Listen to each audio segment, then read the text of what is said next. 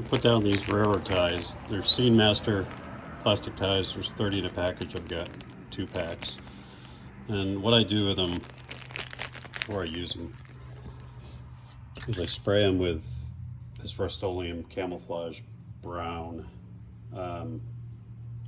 This stuff's great. It's multi-purpose. I use it to spray if I put down new tracks, I spray the tracks, including the ties and the sides of the rails, and then you wipe off the rails, and it gives a nice color to the ties, and also gives the impression of rust on the sides of the rails. And then if I buy any new rail ties like these, I spray them with the same color. And then you can weather them with powder pigments, or however you want to do it after that. So let me just show you how I do that.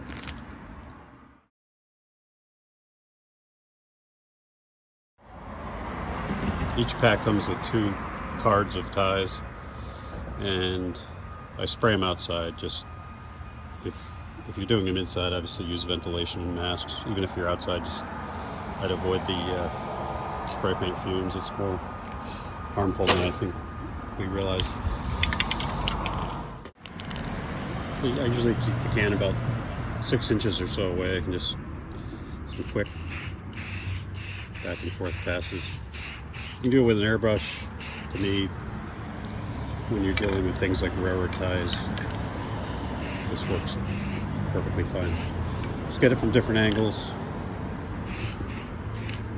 And it doesn't have to be perfect, because if there's a little bit of irregularity, that kind of helps the realism. And then when that dries, I'll just flip it over and do the same thing. Okay, now they've been spray painted. They have a nice matte finish. Could add some black and some pastel powders to make them a bit more weathered. Then you just cut them off with the X-Acto knife.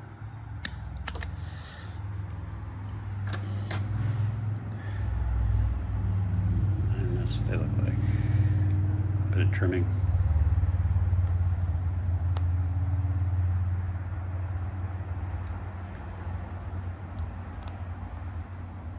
Touch up the ends with some paint.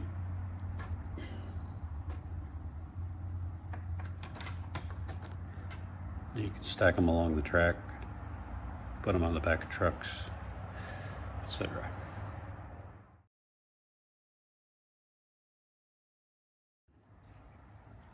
A little trick to zip cut.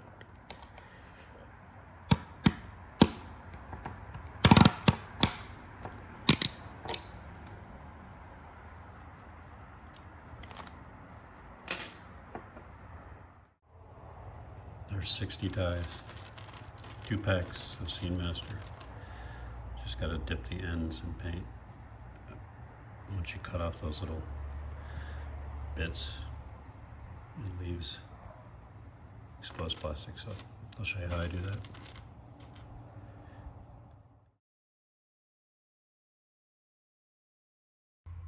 Okay, once you've nipped off the little bits on the end of these railroad ties, you want to paint the ends to get rid of those white spots. You could actually leave them. I mean, to me they almost look like little split plates on the end, but easiest way I found is I just take all 60 of them, I bind them up with tape, and then I just hit it with the spray paint real quick.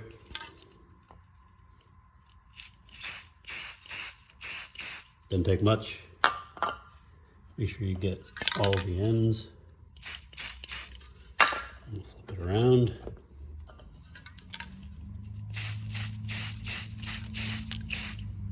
Obviously wear your respirator or breathing protection, or be in a very well ventilated place. And once that dries, take them off and they're ready to put on the layout, and I'll show you what I do with them once they're painted.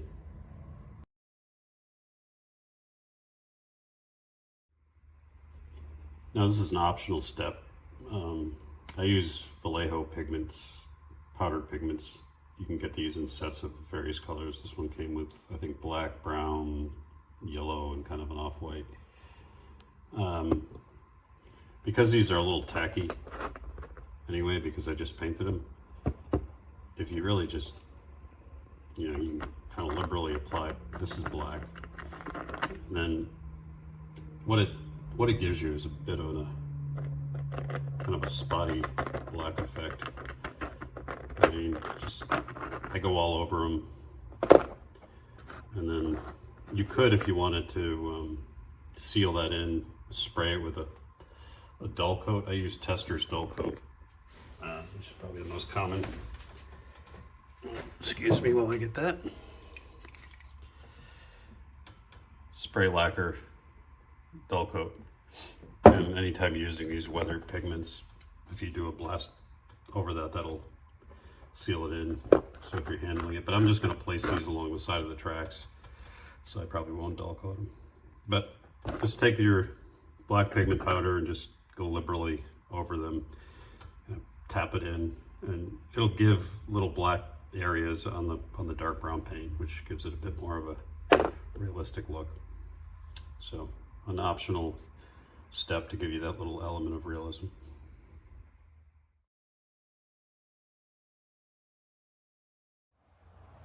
Okay, the first thing I do once I have the ties weathered up, well, the first thing I did in this case is I put them on the back of this flatbed, and it's actually got a CSX, I put CSX decals on it. Even though I operate Province and Worcester, CSX is a connecting or an interchange railroad, so it's going to be on the overpass.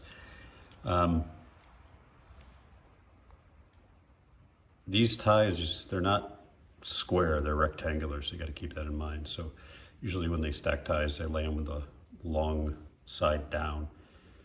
They're typically 5 across and 5 deep. I did a 5 across and 4 high,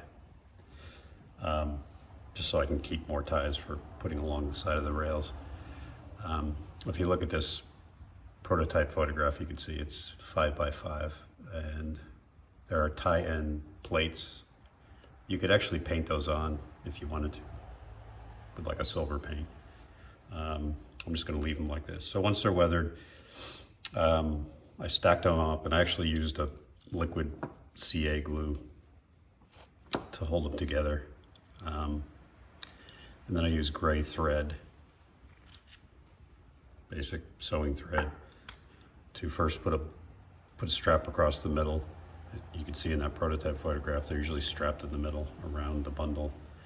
And then I put 2 pieces of thread, one across the front and one across the back, so it looks like it's secured down. It's actually just a dab of CA glue on the bottom of this stack too, so that it doesn't fall off the truck. So that gives a nice visual when you see that on the roadway. It's carrying a bundle of ties. And the rest of these I'm going to place on along the tracks, along the right-of-way and the sidings, and I'll show you what that looks like.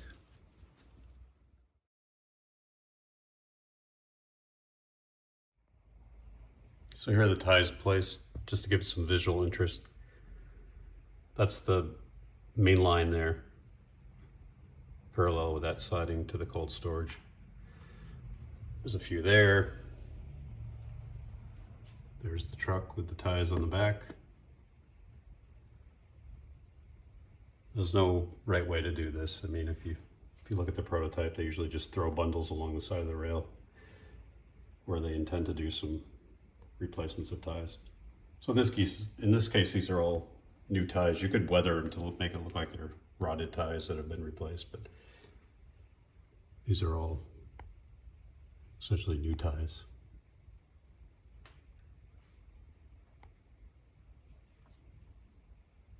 I think I've got some in here too. Yeah, they're there.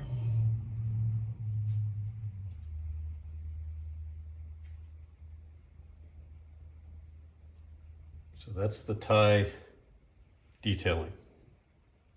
I hope you found that useful. Any other ideas, leave them in the comments, please. And as always, like and subscribe. Thank you.